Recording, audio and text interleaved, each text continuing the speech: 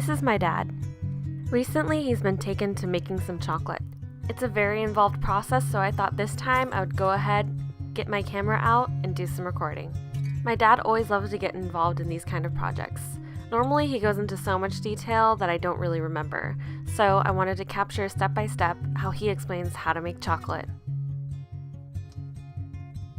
The first step is to go out to the field and harvest the cacao. Pods, but when we opened them up, the beans were nice fat beans. They weren't skinny ones. No, they were good quality beans. They were. I don't want to go that far. Okay. And it won't be much longer because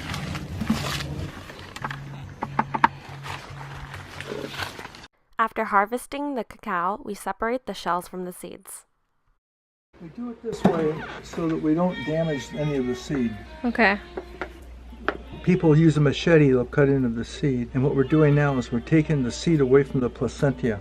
Okay. Which is very hard to separate later on. So the best you can do that now is good. It's the easiest time to try to do that. And this is not, these are small pods and these are not too bad. That one is, and that one's going to go in the trash. There's no reason to even mess with it. Like this right here, that's not worth it. I'll dump that in the field. Okay, this one, okay, this is number 14. 14 is a red one. The most productive one. And the description of the chocolate it makes is in a paper in there. Okay, and it's sat now for a week. You can see how nicely it pulls out, and it's very moist. And see how big the beans are. Okay, and just pull them off. Okay. Well, you try to tease them away. Just rub them off. Okay. See how moist that is. Yeah. Okay, now we're going to do something else in a minute here. And this is the very best one. This is the one we want to have the most of. You can't have it all because sometimes these things become sterile and they need pollen from other varieties. Okay. And so we grow all the top 5 plus some of the other old timers, some of which might get replaced. Okay, let's see what that one looks like. Okay, like that's one I would expect would not be good. It's also harder to crack. I hit my hand a lot of the time. And it makes the right sound when it cracks. There it goes. And it's okay. It's not a good one. It's okay.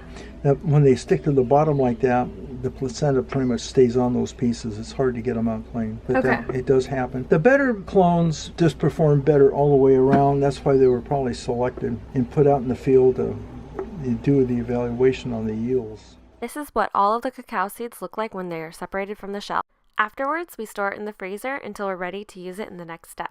So Dad, can you tell me what has happened to these seeds? Okay, they've gotten inoculated and they've been drained, and the ones that were frozen are up to room temperature, okay? And so they're being put into a drainable container that kind of inhibits oxygen from coming in, but you can see how they're all gooey and moldy and stuff, and they're starting to cook, but they're not going to cook good enough because there's not a large enough volume. If it was a large grower, they would put them in boxes that are like 3 foot by 3 foot, and they'd put them in a closed room, and they would let the heat build up, and it would begin the transformation of cocoa to chocolate. And it's one of the key steps to make it good chocolate. You gotta do it just the right way. Now, where did I put the top? Oh, here it is. Okay. And so I have it like not going on right. This is going to sweat, and I'll have to drain this maybe tonight, the first time. Okay. And since it's going to sweat, we catch the sweats there, and like that. In here is a heating tape that they use like if you have a pet reptile. They use this kind of tape in here, and this is a special way of conducting the temperature, getting the temperature set to the right setting.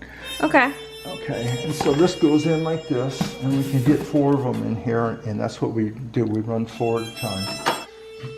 Okay. After collecting all the cacao seeds together, we're putting them in this heat chamber to ferment them for 5 days. I put something in front of it usually like this to hold it up tight. Okay. And now this is tricky.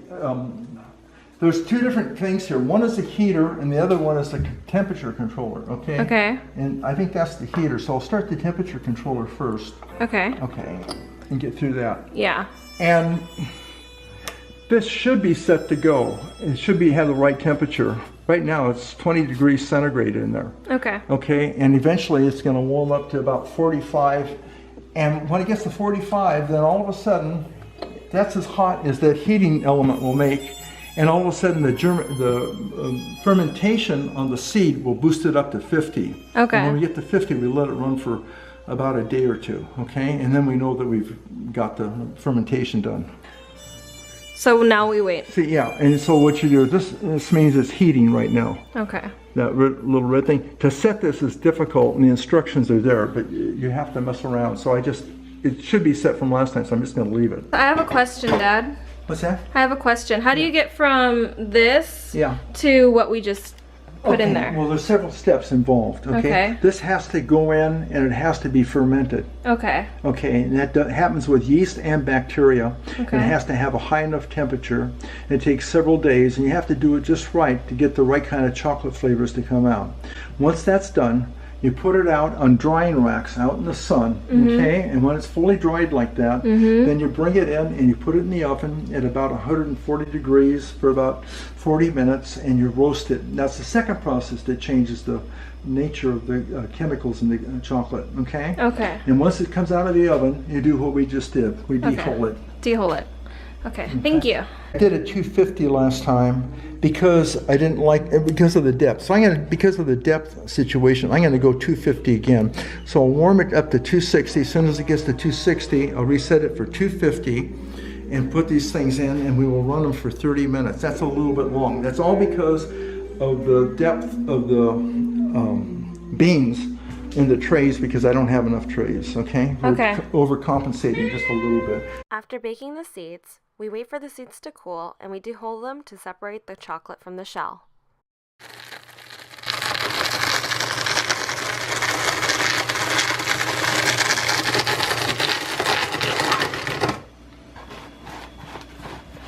Do you want to talk about on camera what we're doing? No, don't put me in it. No, I already put you in it before. Oh, I don't like that. It's too late. You're gonna tell Ham Fancher. Okay, you ready? Yeah. Is it okay? Okay.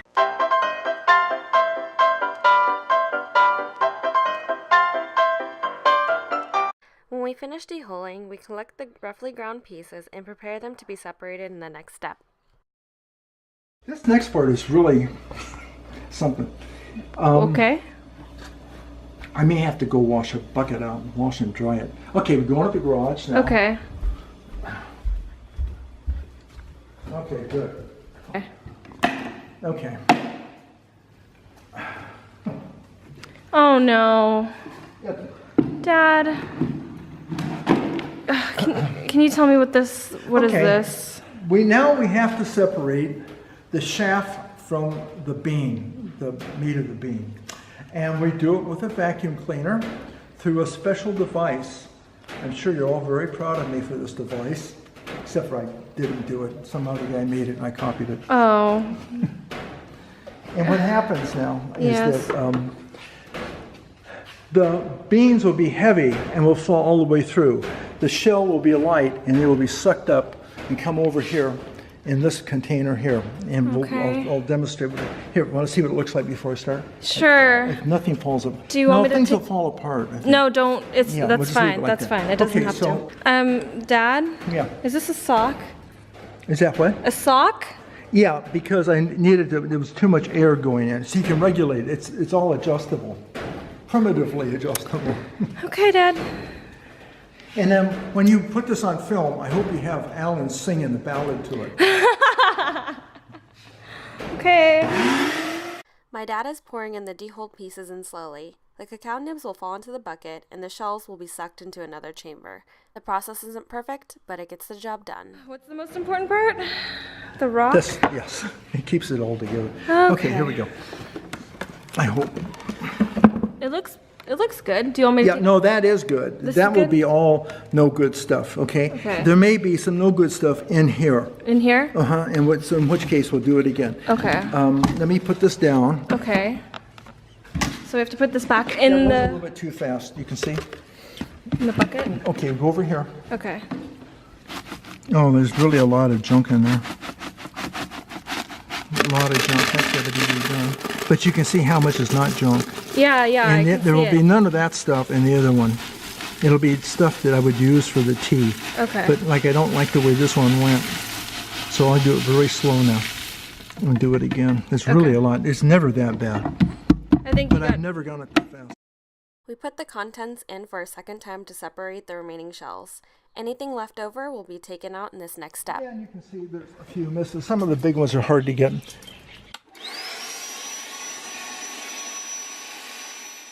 We used a small fan to blow out the extra debris from the bucket. Rotating the bucket ensures that we get everything unwanted out, so the nibs remain. Okay, so now we're going to do the final step of making the chocolate. We have the chocolate here. It's completely dehulled and separated. And here comes my dad. I'm filming you. Again. Okay, huh? I'm filming you again. Okay, so put this on and we tear it. And we're going to do it in kilograms. Okay, or grams. And then I'm going to have to ladle it in. And so if I take this off, can I put it back on and have it go back? Yeah, it will. It will. Okay.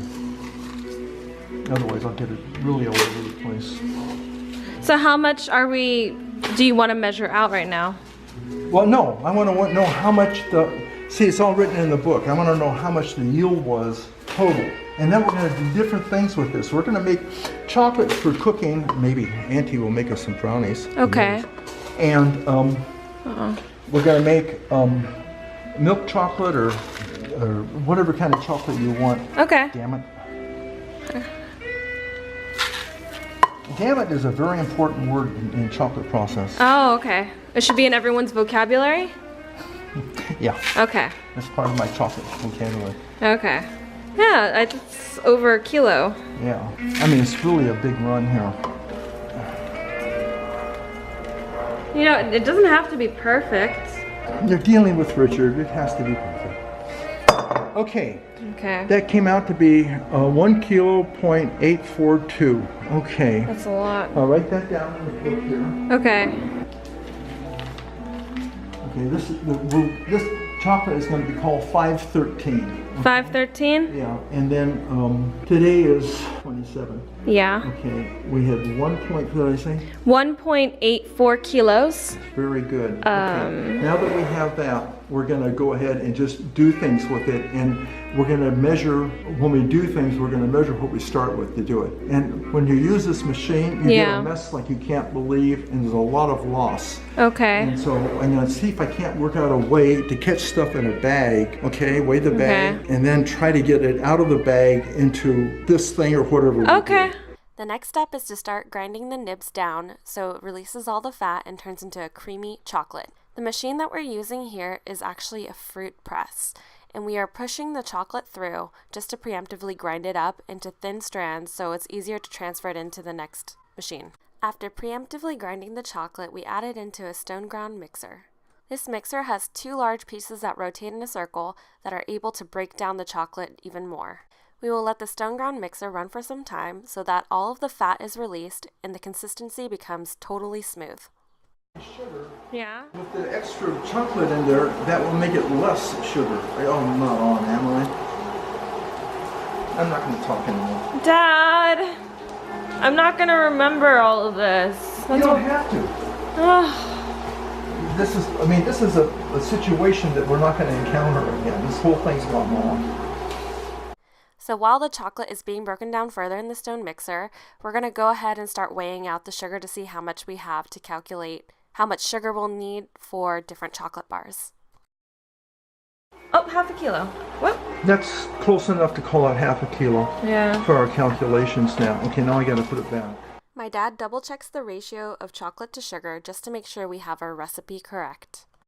These guys, they get into a discussion of histories and things like that. I don't care about that. How much is a small amount? The rule of thumb I use is 1% of the recipe, or roughly a teaspoon to a 6-pound batch. So I'll just use a teaspoon because I can do that. 6 pounds would be about 3 kilos or 2 kilos, okay? So it'll be more than enough. Maybe I'll use a very flat teaspoon. Okay, so no heaping. Okay, and then, okay, now how much sugar are we gonna, you're not. Dad, you should know by now. Okay, whatever. I gotta go brush my teeth if I'm gonna be on camera. Okay. We have about half a kilo of sugar. We have 496 grams of sugar. Yeah. Oh, for the recipe.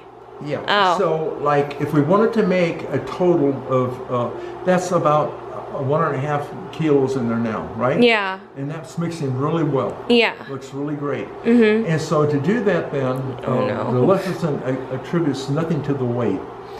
And if we started out then making it, say, 70% sugar, 70% point.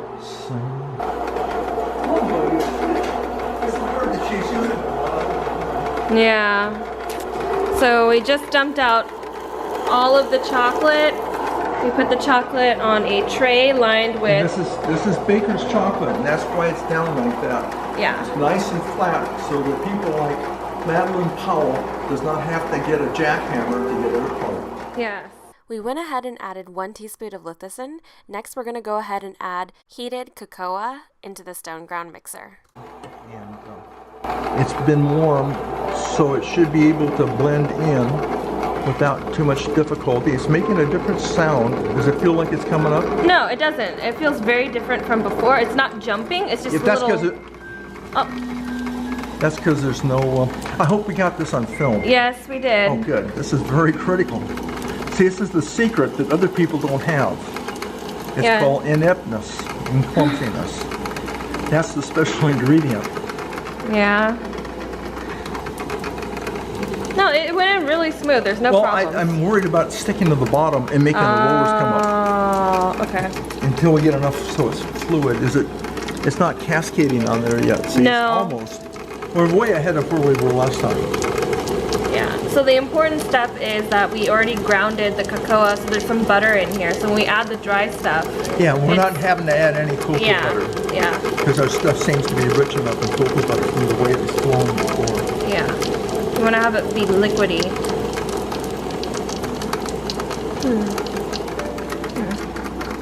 Now we're going to add more. So anyway, the lecithin is important for the sugar and the chocolate. It's a mixer. It's a mixer. It's like a wetting agent. And it's a natural material. And it's metabolized by your fine. All candy bars have it. If you read the label, it'll say lecithin. And that was the key to one of the electrodes that I invented for Beckman instruments. To make it work, I used lecithin in it so that the sensors in there could mix together to detect the material that we were trying to measure with the electrode. We continue to add chocolate into the stone mixer so we have enough chocolate to mix with the sugar. Once it's all ground down finely enough, we can go ahead and start adding the bag of sugar in. Not me. We start to add the sugar in slowly so that we avoid any lumps and bumps at the bottom of the mixer. This also ensures that none of the sugar will stick to the bottom. We're going to go ahead and check on the progress of the chocolate later on tonight, but it will take several days in order for the consistency to be just right.